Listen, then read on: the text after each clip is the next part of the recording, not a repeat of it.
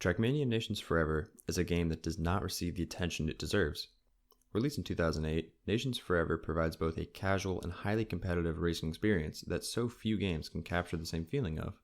The online community is still highly active, and world records on the dozens of tracks are still being broken and set weekly. It can be run on virtually any computer at a respectable graphical fidelity and frame rate.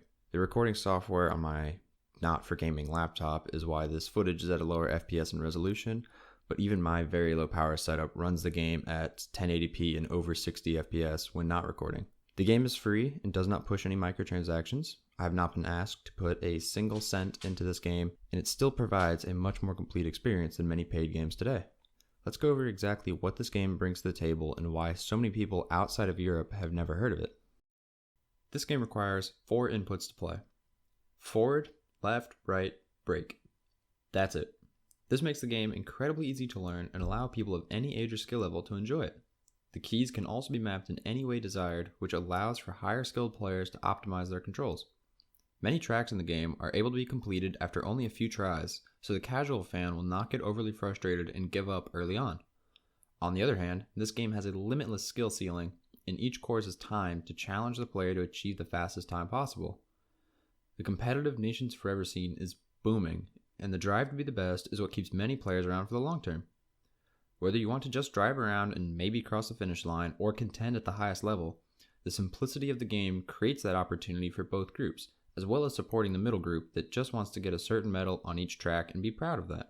The supported playstyles have kept this game alive for so long and helped it age beautifully.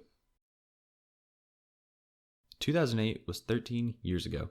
This game is old, but that is actually an advantage that this game has. Its low graphical demands allow it to be run on such a wide range of setups. As someone who plays games on a 4-year-old laptop, it can be very disheartening to find an exciting new game, pay for it, and install it, only to discover that it runs at 4 frames because it has cutting edge or simply even modern graphic requirements.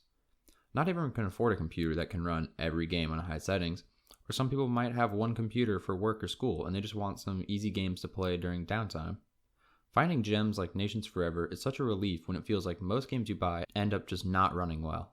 Like I said before, the recording strain on my mid-range laptop is why the video runs at or a little below 30 frames per second, but the fact that I was even able to record any watchable footage at all is a testament to how easy this game is on processing demands.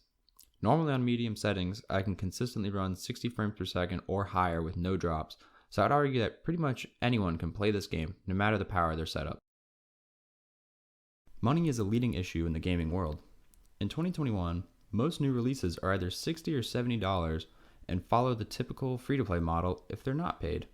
Unfortunately, both types of games will often cram in microtransactions that are pushed onto the players in order to access the rest of the game's content, gain a distinct advantage, save time by circumventing a tedious grind process, or just to unlock anything that looks remotely interesting. Trackmania Nations Forever has essentially none of those issues. The only paid option since 2010 has been an account upgrade to gain access to more servers and not be forced to spectate once every 5 races. I have not found this to be a significant loss, as most of the competitive scene is not held over live matches, but instead through replay files shared and uploaded on leaderboard sites. So online matches are the focus of only a very small minority of players. The car customization and track editing tools are free, so the unlimited player-created content can easily fill any need for new content after beating the 65 default tracks. The website Trackmania Exchange is the site that tens of thousands of users post new tracks to try out or new records for others to beat. The sheer volume of base content, the unlimited player-generated content, and consumer-friendly pricing model creates an outstanding budget-friendly game that feels like it could be easily worth paying $30 to $40 for if released today. Now, if the game has so many positives, why have most regions of the world never even heard of it? That can be answered in one word: marketing. The franchise's developer, Nadeo, is a French studio, and all of the games in the series have had very limited advertising campaigns. Therefore, Nadeo has focused their limited marketing efforts on reaching the regional European market they're based in, so a vast majority of the community and players are European. Pretty much all remotely popular Trackmania content creators and world record contenders are European as well. But that's not just because the game is unavailable in other regions. It's just that the only way all other potential players hear about this franchise is word of mouth, stumbling across it on social media and video sharing sites, or when they look deeper into the speedrunning and competitive gaming world that many players only see the surface of. Due to its relatively low visibility, Many fans of racing games and competitive players miss out on a unique product that can deliver countless hours at no cost simply because they happen to be lucky enough to discover it themselves. This game has withstood the test of time by still looking good in today's standards, having tight yet simple controls, rewarding gameplay, and a community that continues to make new content and push record times further and further towards perfection. Trackmania deserves so much more attention than it gets outside of one area of the world, so sharing my thoughts on it is just my way of hopefully helping others find the same enjoyment of the game that I was able to.